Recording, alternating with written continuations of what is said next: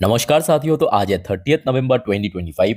दोस्तों, जैसे कि पिछले वीडियो यानी लास्ट वीडियो में हमने देखा कुछ ऐसे इंपॉर्टेंट कंपनी की शेयर्स के बारे में जिस पर कल तेजी हो सकता है। उसके पीछे भी कुछ कारण है, बट इस वीडियो में हम बात करेंगे ठीक उसके ऑपोजिट, मतलब लगभग 6 के आसपास कंपनी की शेयर जिस पर कल गिरावट होने का चांस है। बहुत सारे रीजन है और कुछ कंपनी के ऊपर तो फ्रॉड की केस भी आया है। तो आइए जान लेते हैं वजह क्या है। अच्छा, साथ ही साथ देखिए ये भी फैक्ट है कि कभी कभी बाजार की सेंटीमेंट अगर बढ़िया चल गया ना, मतलब ऑपोजिट भी हो सकता है, मतलब एक्सेप्शन भी होता है कि बहुत खराब अपडेट बट फिर भी एक्सेप्शन रिएक्शन हमें देखने को मिला, वो भी चलता है। बट आप थोड़ा सा जानकारी ले लीजिए, खास करके अगर आपके पोर्टफोलियो की शेयर है तो। देखिए, सबसे पहले हम बात करेंगे यूको बैंक के बारे में। एक सरकारी बैंक है, बट यूको बैंक या बाकी जो टॉप लेवल की सरकारी बैंक है जैसे कि एसबीआई, पीएनबी, बीओबी, उनमें से फर्क क्या मालूम है? जहां पे एसबीआई, पीएनबी, बीओबी इस टाइप की जो सरकारी बैंक बहुत अच्छा परफॉर्म कर रहा है, बट अगर आप देखेंगे यूको बैंक की परफॉर्मेंस ठीक है, एक एवरेज टाइप की परफॉर्मेंस दिया है, बट उस टाइप की नहीं जितना पीएसयू बैंक की हुआ है क्वार्टर 2 में। उसके साथ साथ इस बैंक की सीईओ के ऊपर ये देखिए,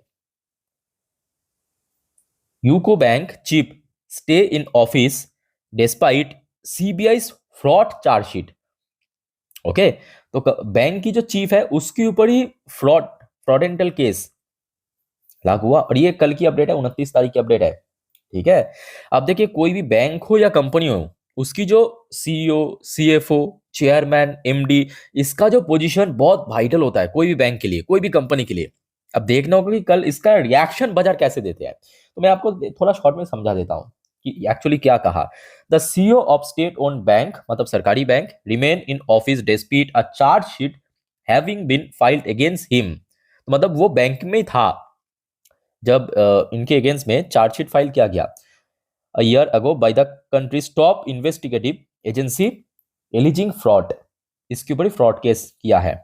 बाकी आप यहाँ पे आप चाहे तो डिटेल में जा सकते हो। ठीक है, तो जो भी है, मेरे कहने का मतलब ये है कि कोई देखिए, ये कोई छोटे मोटे व्यक्ति नहीं है, बैंक की सीईओ है। तो देखना होगा कि कल कैसा रिएक्शन होता है। ठीक है। और शेयर की अगर हम बात करें, पिछले 1 महीनों से लगभग 7% नीचे। 6 मंथ की अगर हम बात करें, शेयर में ऐसा सच कुछ मूवमेंट नहीं हुआ, जबकि अगर आप देखेंगे बाकी सरकारी बैंक बहुत अच्छा चला है, खास करके एसबीआई, पीएनबी बहुत अच्छे रिटर्न दिया है। इवन पिछले 1 साल से ही शेयर देखिए तकरीबन 30% के ऊपर हमें ड्रॉप देखने को मिला। ठीक है। तो कल जो भी है, अगर आपके पास है तो थोड़ा बहुत मेंटली प्रिपेयर होके चलिए कि कल थोड़ा सा झटका लग सकता है, और बाकी देखा जाएगा आगे, तो इसके ऊपर नजर रखना। ठीक है। अच्छा, इसके अलावा Dalmia Bharat limited. Dalmia Bharat limited basically Dalmia Bharat cement का ही एक पेरेंट कंपनी है। ठीक है। वैसे लास्ट डे शेयर क्लोजिंग दिया तो 2010 रुपए पे, थोड़ा बहुत ½ % नीचे आके अब ये आज की अपडेट है। डालमिया सीमेंट, जो कि डालमिया भारत की subsidiary company, receive 266.3 crore tax notice. कहाँ से मिला आपको मैं दिखाता हूँ। अच्छा, पहले तो अब ये देखिए कब की अपडेट है, ये आज सुबह की अपडेट है। बहुत बड़ा टैक्स नोटिस मिला है आपकी भारत की जो टैक्स डिपार्टमेंट है उनकी तरफ से। देखिए, Dalmia cement Bharat limited, a wholly owned subsidiary of Dalmia Bharat, has received 2 show cause notice totaling 266.3 crore from the sales tax office. ठीक है। अब देखना होगा कि कल कैसा रिएक्शन होता है इस कंपनी की शेयर के ऊपर। बाकी देखा जाए, बड़े कंपनी है, और पिछले 6 महीनों पे बीच में थोड़ा बहुत रिकवर कर गया था, 2.5 के नज़दीक पहुंच गया था। उसके बाद सितंबर के बाद से शेयर थोड़ा थोड़ा नेगेटिव या डाउनवर्ड मूवमेंट देने लग शुरू किया।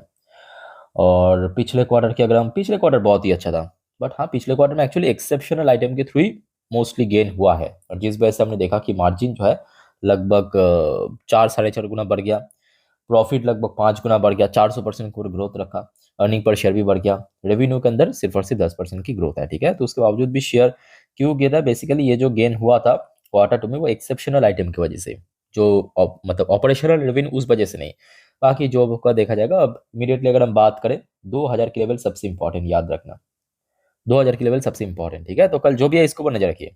उसके बाद सर आ जाइए, ये वाला न्यूज़ तो ऑलरेडी आपको मैं दे चुका हूँ, बस आप रिमाइंडिंग पर्पस जान लीजिए। कल दोस्तों सेम टाइम की वीडियो में ऑलरेडी आपको मैं शेयर कर चुका हूँ, Dronacharya aerial innovation limited last day share positive में क्लोजिंग दिया, बट कल ये आपको मार्केट में नहीं दिखेगा, मतलब ट्रेडिंग होता हुआ नहीं दिखेगा। क्यों नहीं दिखेगा? क्योंकि सेबी ने इसको अगले 2 साल के लिए बैन कर दिया, कंपनी को भी, कंपनी की प्रमोटर को भी, ऊपर से फाइन चार्ज किया पर्पस क्या है, मतलब क्यों किया, बिकॉज आईपीओ फंड डाइवर्शन।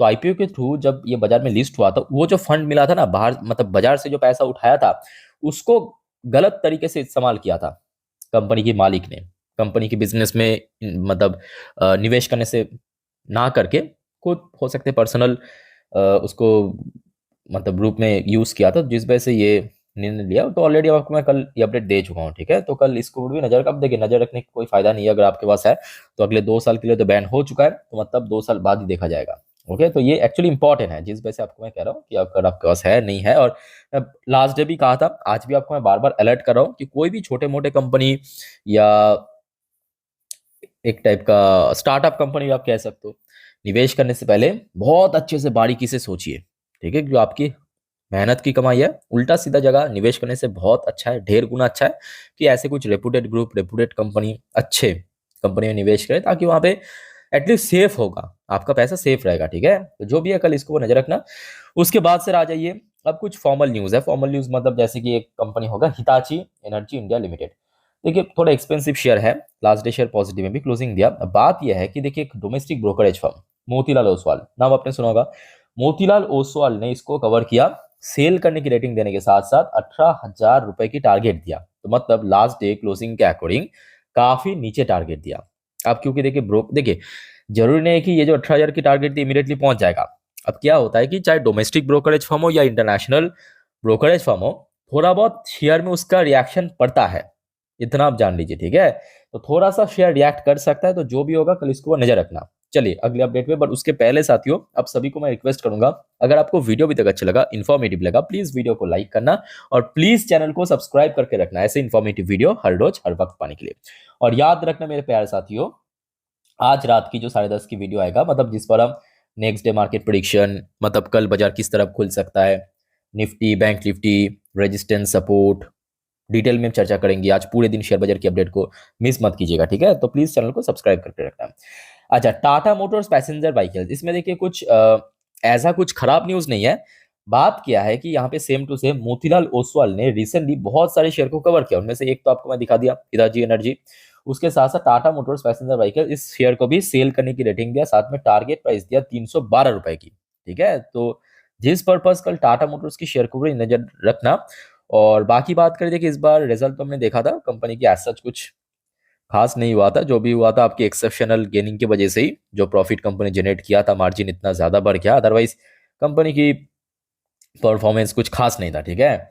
और ये भी एक बहुत बड़ी वजह है कि पिछले 1 महीनों से शेयर इतना नीचे आ चुका है, जहाँ पे जब ये मतलब डीमर्जर होने के बाद 400 के ऊपर स्टेबल लग रहा था, फिर देखिए 400 का लेवल ब्रेक करके बारह नवंबर को एकदम से नीचे नीचे चल रहा है, और शेयर कहीं ना कहीं 350 के आसपास सपोर्ट भी मिल रहा है, ठीक है। तो कल इसको भी नजर रखना। उसके बाद साथियों आ जाइए, एक और कंपनी है दीपक नाइट्राइट। बाय द वे, आप में से कोई तो होगा कि पिछले 2-3 दिनों से मुझे बार बार कमेंट में पूछ रहा था, सर दीपक नाइट्राइट के बारे में बताइए, दीपक नाइट्राइट के बारे में बताइए। तो देखिए आप लोग को मैं बार बार कहता हूँ कि जो भी शेयर के बारे में आपको जानना है, पूछना है ना, कमेंट कर दीजिए। मैं आज नहीं तो कभी कभी थोड़ा लेट हो जाता है, बट कवर मैं कर देता हूँ, बस फॉलो करके रखना मुझे, मतलब इस चैनल को, ठीक है। अच्छा, तो दीपक नाइट्राइट में पहले आपको मैं न्यूज दिखाता हूँ, उसके बाद हम शेयर के बारे में चर्चा करेंगे। देखिए दीपक नाइट्राइट के अंदर भी same to same Motilal Oswal ने सेल करने की रेटिंग दिया, बट यहाँ पे टारगेट प्राइस मैं कहूंगा उतना नीचे नहीं दिया, 1,530 रुपए, मतलब लास्ट डे शेयर जहाँ पे क्लोजिंग दिया उससे थोड़ा सा ही नीचे दिया, थोड़ा सा ही नीचे दिया। अब दीपक नाइट्राइट को, जिनको नहीं पता कि दीपक नाइट्राइट कैसे कंपनी है, उनको मैं बस एक ही शब्द में कहूंगा, ये 2021-22 के पहले अगर आप देखें, ये एक्सट्रीमली मल्टीबैगर शेयर, एक्सट्रीमली। मैं आपको थोड़ा दिखाना चाहता हूँ एक्चुअली, ये देखिए 2010 से जब ये एनएससी में आया था, इसके पहले बीएससी में था सिर्फ और सिर्फ, 2010 के बाद ये एनएससी में ज्वाइन किया, तब से लेके ये देखिए 2021 अक्टूबर तक शेयर ने सुपर मल्टीबैगर रेट में रिटर्न दिया, सुपर मतलब प्रति साल 100%, 150% ऐसा कंपनी था, ठीक है। अब रिसेंटली क्या हुआ कि एक्चुअली बहुत सारे ग्लोबल फैक्टर्स की वजह से कंपनी की बिजनेस में काफी प्रभावित हमें देखने को मिला, और जिस वजह से कंपनी का आप देखिए सिर्फ एक आध क्वार्टर नहीं, बैक टू बैक 4-5 क्वार्टर हमने देखा बहुत ज्यादा वीक हो रहा है। जैसे कि देखिए लास्ट क्वार्टर ही आप देख लीजिए, मार्जिन श्रिंक किया है, प्रॉफिट श्रिंक किया है, इवन रेवेन्यू भी श्रिंक किया है, रेवेन्यू ड्रॉप हुआ है, ठीक है। सो आई थिंक कि लॉन्ग टर्म इन्वेस्टर्स को इमीडिएटली, खास करके अगर आप लॉस में हो, आई थिंक कि कुछ एग्रेसिव स्टेप लेने की जरूरत नहीं है। बाकी थोड़ा सा टाइम दीजिए, आई थिंक कि जैसे जैसे मतलब जो एक्सटर्नल इश्यूज है वो खत्म होता जाएगा, ऑटोमेटिकली शेयर रिकवर कर जाएगा। और ये शेयर के लिए मैं कहूँगा ऑनेस्टली कि एक एक दिन में या एक एक महीनों पे बहुत रैपिड रिकवर करना कोई बहुत बड़ी बात नहीं है, क्योंकि इसके पहले भी हम लोग देखे थे इसकी जो रिकवर की स्पीड है, ठीक है, 10%, 15%, 20% चल जाता है। तो आई थिंक यहाँ पे थोड़ा पेशेंस रखना ही आई थिंक की बेस्ट पार्ट है, ठीक है। तो ये कुछ कंपनी की शेयर दोस्तों मैं आप सभी को कहूंगा कल नजर रखना, जिस पर कल गिरावट होने का चांस है। अब कभी कभी एक्सेप्शन भी होता है, वो भी मैं सबको साथ में बात कर रहा हूँ, ठीक है। बाकी इस वीडियो को वाइंड अप करता हूँ, मिलते हैं नेक्स्ट वीडियो में। टेक केयर, बाय बाय, जय हिंद।